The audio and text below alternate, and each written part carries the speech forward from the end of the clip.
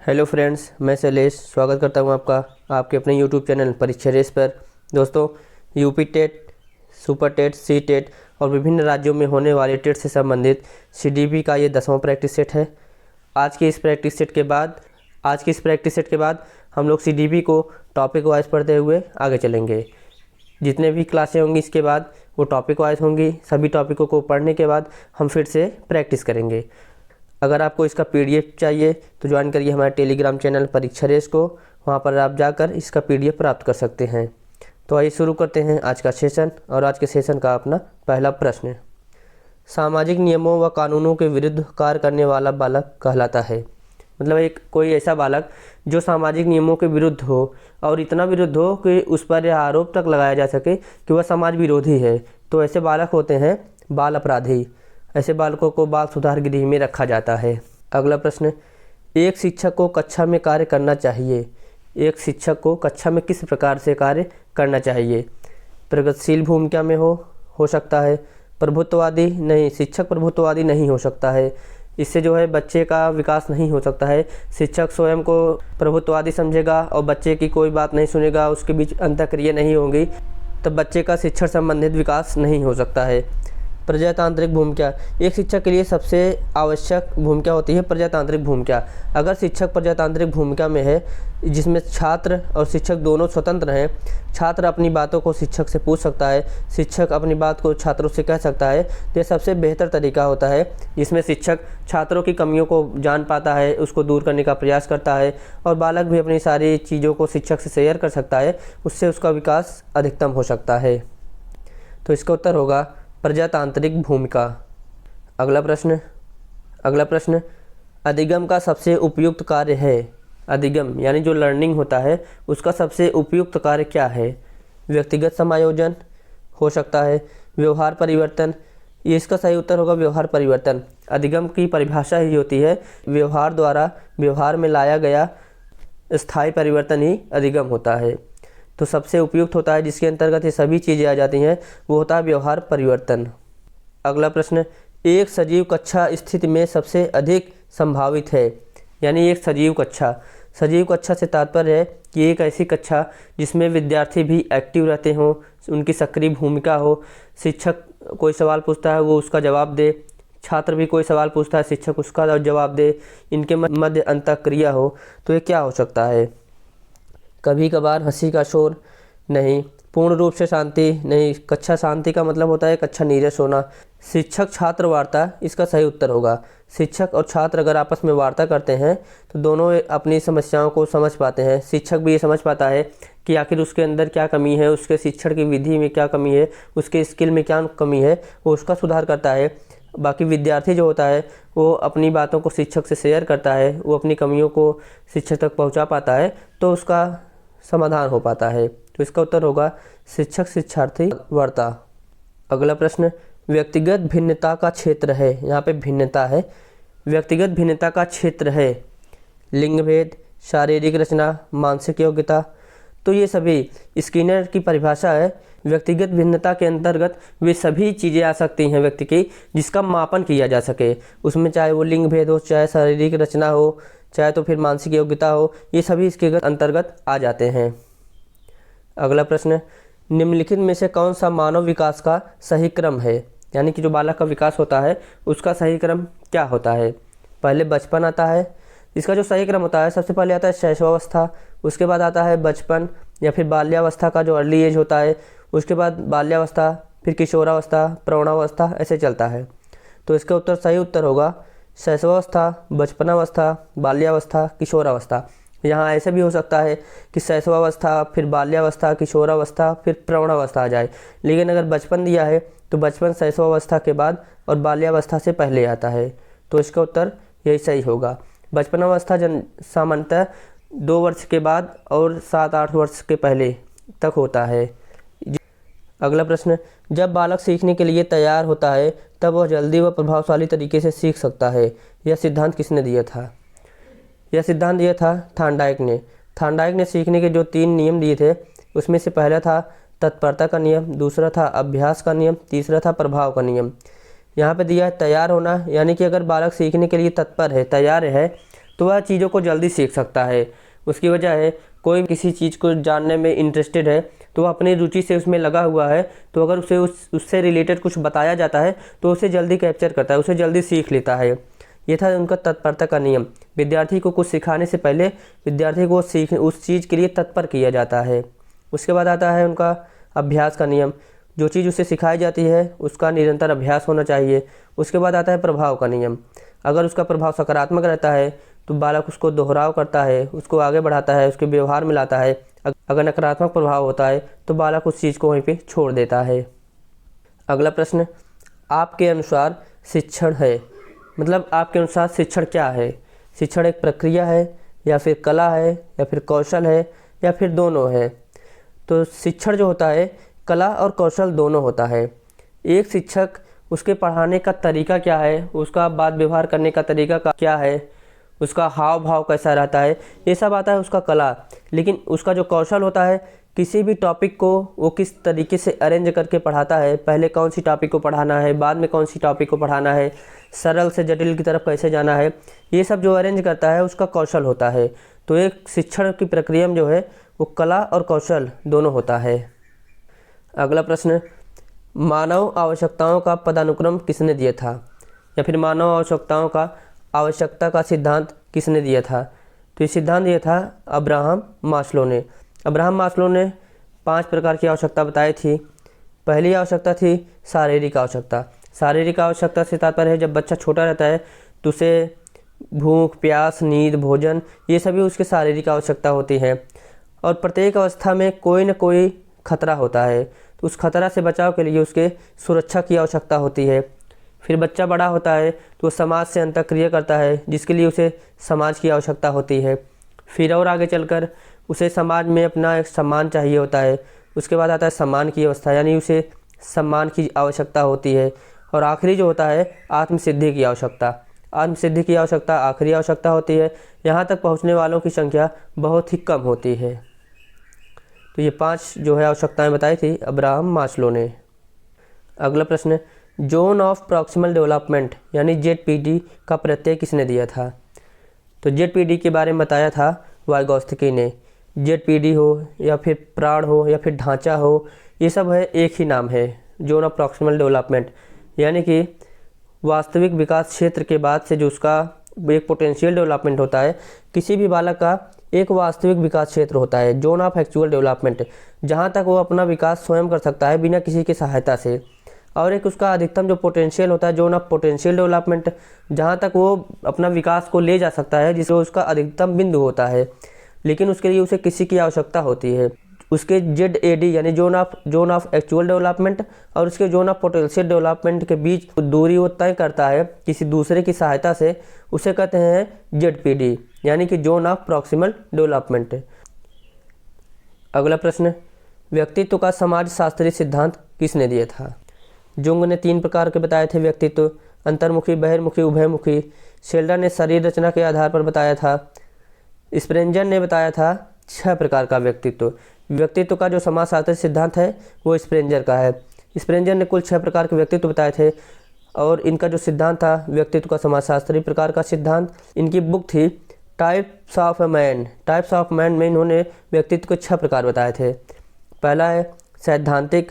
सैद्धांतिक का तात्पर्य है जो सिद्धांतवादी लोग होते हैं वो किसी भी सिद्धांत से विपरीत कोई कार्य को नहीं कर सकते हैं। एक होता है आर्थिक, जिसमें व्यापारी वर्ग आ जाता है, जो व्यापार की तरफ उनका व्यक्तित्व होता है, वे व्यापार से जुड़े हुए होते हैं।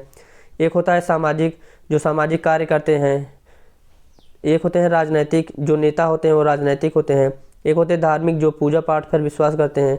एक होते हैं कलात्मक, जो थोड़ा क्रिएटिव होते हैं, सब चीज़ों में उनका इंटरेस्ट रहता है। तो ये 6 प्रकार है स्प्रेंजर द्वारा बताए गए थे। अगला प्रश्न, प्रोजेक्ट शिक्षण विधि किससे संबंधित है? प्रोजेक्ट विधि के संबंध में सबसे पहले बताया था जॉन डेवी ने 1918 में। अगला प्रश्न, जिला प्राथमिक शिक्षा कार्यक्रम कब प्रारंभ किया गया? जिला प्राथमिक शिक्षा कार्यक्रम प्रारंभ किया गया था 1993 से। अगला प्रश्न, शिक्षा का उद्देश्य है। शिक्षा का उद्देश्य क्या होता है? अच्छा नागरिक बनाना। शिक्षा द्वारा समाज के अच्छे नागरिक बनाए जाते हैं। शिक्षा ही व्यक्ति को अच्छा नागरिक बनाती है। ऐसे व्यक्ति का निर्माण करना जो समाज के लिए उपयोगी हो। शिक्षा का प्रमुख उद्देश्य होता है कि व्यक्ति के अंदर ऐसे गुण विकसित किए जाए जो सभी समाज के लिए उपयोगी हों। व्यवहारिकता का निर्माण करना, व्यक्ति के अंदर व्यवहारिकता का निर्माण करना शिक्षा का प्रमुख उद्देश्य होता है। तो इसमें आ जाते हैं ये सभी, यानी उपरोक्त सभी जो है शिक्षा के उद्देश्य हैं। अगला प्रश्न, फ्राबेल ने निम्न में से किस खेल पर प्रमुख बल दिया था? यानी फ्राबेल की जो किंडरगार्टन पद्धति थी, जिसे बालकों का उद्यान कहा जाता है, बालोद्यान कहा जाता है, इसमें फ्राबेल ने बालकों को खेल के माध्यम से सीखने के लिए कहा था। फ्राबेल का कहना था कि वे सभी खेल जो बालक खेलते हैं वो उनके शारीरिक विकास, उनके मानसिक विकास, उनके सामाजिक विकास, उनके नैतिक विकास, उनके सर्वांगीण विकास के लिए आवश्यक होते हैं। खेल व्यक्ति के सर्वांगीण विकास में सहायता करते हैं। फ्राबेल ने जिस खेल पर प्रमुख बल दिया था वो था गेंद का खेल। अगला प्रश्न, प्रयोगात्मक विधि को सर्वप्रथम किसने प्रस्तावित किया था? प्रयोगात्मक विधि को सबसे पहले प्रस्तावित किया था विलियम वुंट ने। इन्होंने मनोविज्ञान की पहली प्रयोगशाला खोली थी लीजपिंग शहर में। इन्हें प्रयोगात्मक मनोविज्ञान का पिता भी कहा जाता है। अगला प्रश्न, बालक का चिंतन किसके द्वारा प्रदर्शित नहीं होता है? यानी इनमें से कौन सा है जिसके द्वारा बालक का चिंतन प्रदर्शित नहीं हो पाता है? आत्मकेंद्रिता, बालक आत्मकेंद्रित होता है, उसकी ज़्यादातर सोच जो होती है उससे स्वयं से संबंधित होती है। सजीववाद, बालक के अंदर सजीववाद पाया जाता है जो निर्जीव वस्तुओं में भी जीव मानता है। उसका मानना होता है जो हमारा खिलौना है यह भी सजीव है, सूर्य है यह भी सजीव है, चाँद है यह भी सजीव है, सभी में वो जीवों को देखता है। यथार्थवाद, यथार्थवाद बालक के अंदर होता है, वो जिस चीज़ को जिस रूप में देखता है यथार्थ में वह वैसा ही उसे मानता है, उसके बारे में कोई लॉजिकल बात नहीं करता है। व्यक्तिवाद, ये नहीं होता है, बालक के अंदर व्यक्तिवाद नहीं होता है। अगला प्रश्न, समूह शिक्षण है। समूह शिक्षण में क्या होता है कि जैसे कोई टॉपिक पढ़ाना है तो उसमें एक से अधिक, या कह सकते हैं दो या दो से अधिक शिक्षक किसी एक ही टॉपिक पर पढ़ाते हैं। जैसे कुछ शिक्षक होते हैं जो अच्छे वक्ता होते हैं, यानी कि वो बोलने में अच्छे होते हैं। कुछ शिक्षक होते हैं जो किसी चीज़ का प्रदर्शन, यानी शिक्षण सामग्री है उसका प्रदर्शन अच्छा कर लेते हैं। कुछ होते हैं जो ब्लैक बोर्ड का बेहतर उपयोग कर लेते हैं। तो इन सभी शिक्षक को एक समूह के रूप में जब किसी कक्षा को पढ़ाया जाता है तो उसे कहते हैं समूह शिक्षण। तो इसका उत्तर होगा पहला, संसाधनों, रुचि, विशेषताओं का इष्टतम यानी अधिकतम उपयोग हेतु शिक्षकों के समूह द्वारा शिक्षण करवाना, ये होता है समूह शिक्षण। अगला प्रश्न, बाल अंतर्बोध परीक्षण यानी CAT, चाइल्ड एप्रिसिएशन टेस्ट का निर्माण किसने किया था? तो CAT का निर्माण किया था बेलॉक ने 1949 में। मर्रे एवं मॉर्गन ने निर्माण किया था TAT का, यानी थीमेटिक एप्रिसिएशन टेस्ट का। ये सभी व्यक्तित्व के मापन की विधियां हैं। अगला प्रश्न, एक शिक्षक की सबसे महत्वपूर्ण चुनौती क्या होती है? कोई शिक्षक कक्षा में अगर शिक्षण कार्य कर रहा है उसकी सबसे महत्वपूर्ण चुनौती क्या होती है? कि वह उनका गृह कार्य करवाए, विद्यार्थियों का गृह कार्य करवाना? नहीं, शिक्षण अधिगम प्रक्रिया को आनंदमय बनाना। इसका यही सही उत्तर होगा। एक कक्षा में कई तरीके के विद्यार्थी होते हैं। कुछ होते हैं जो सक्रिय रूप से कोई चीज़ सीखना चाहते हैं, कुछ होते हैं जो देखकर सीखना चाहते हैं, कुछ होते हैं जो सुनकर सीखना अच्छा लगता है उन्हें। तो व्यक्तिगत भिन्नता होने के कारण एक कक्षा को आनंदमय कैसे बनाना है, उसका किस तरीके से ऐसी विधि का प्रयोग किया जाए कि सभी बालक उसमें रुचि लें, सबके लिए वो आनंददायी हो, ये सबसे चुनौतीपूर्ण कार्य होता है। तो इसलिए इसका सही उत्तर होगा दूसरा। अगला प्रश्न, समावेशी शिक्षा यानी इंक्लूसिव एजुकेशन से तात्पर्य है। समावेशी शिक्षा एक ऐसी शिक्षा की संकल्पना है जिसमें सभी तरीके के बालक, चाहे वो सामान्य बालक हों चाहे वो विशिष्ट बालक हों। विशिष्ट बालक में वे सभी बालक आ जाते हैं, वो प्रतिभाशाली बालक हों, चाहे तो मंद बुद्धि के बालक हों, चाहे फिर क्रिएटिव बालक हो, चाहे फिर स्लो लर्नर हो, फास्ट लर्नर हो। विशेष आवश्यकता वाले बालक यानी जो विशिष्ट बालक होते हैं, विकलांग बालक होते हैं, वे सभी आ जाते हैं।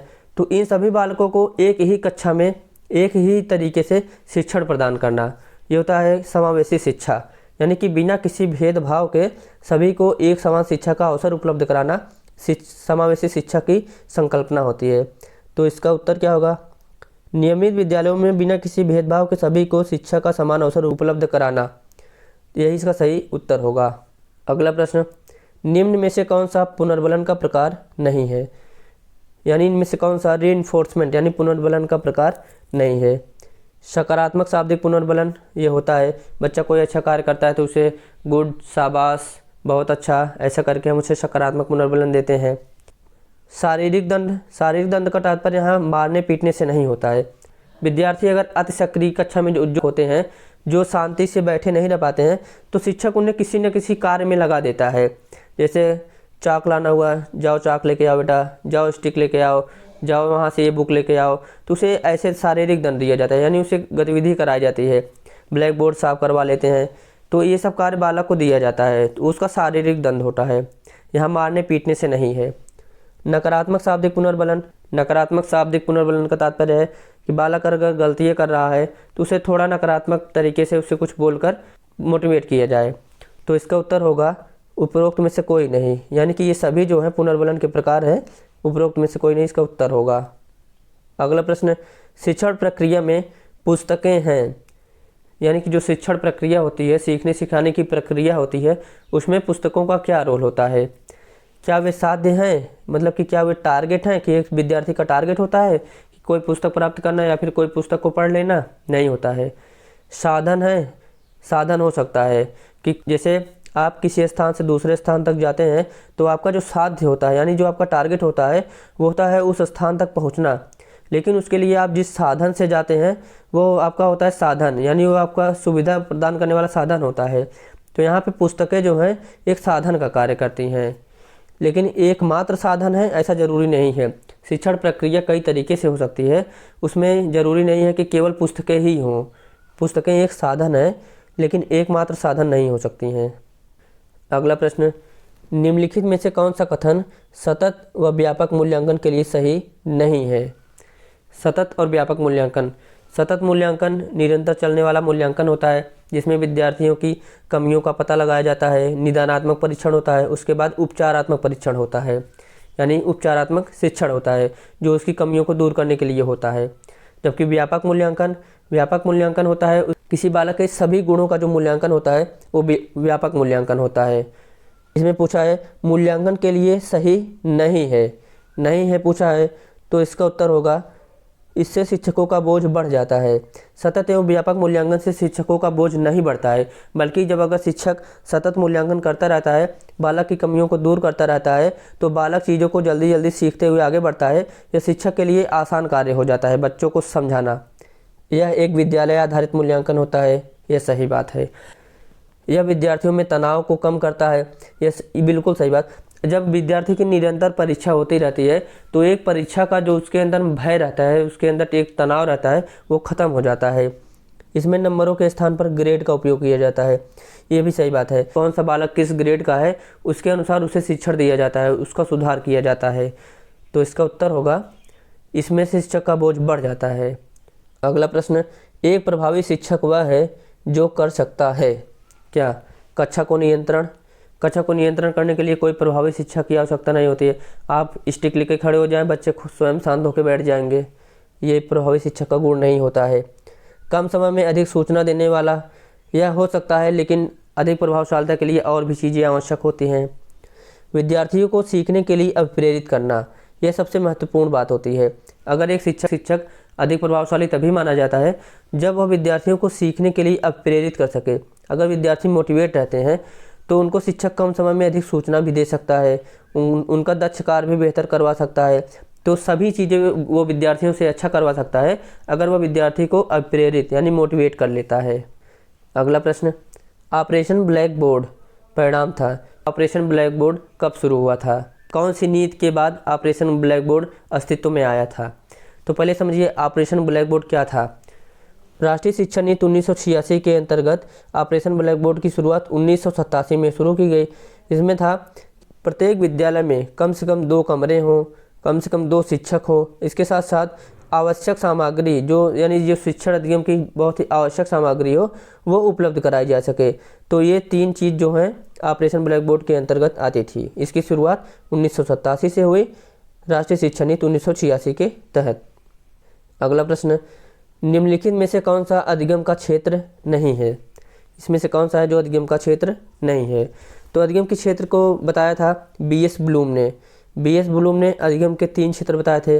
संज्ञानात्मक क्षेत्र, भावात्मक क्षेत्र और क्रियात्मक क्षेत्र। आध्यात्मिक क्षेत्र इसमें नहीं था। अगला प्रश्न, एनिमल इंटेलिजेंस, ये बहुत ही महत्वपूर्ण पुस्तक है।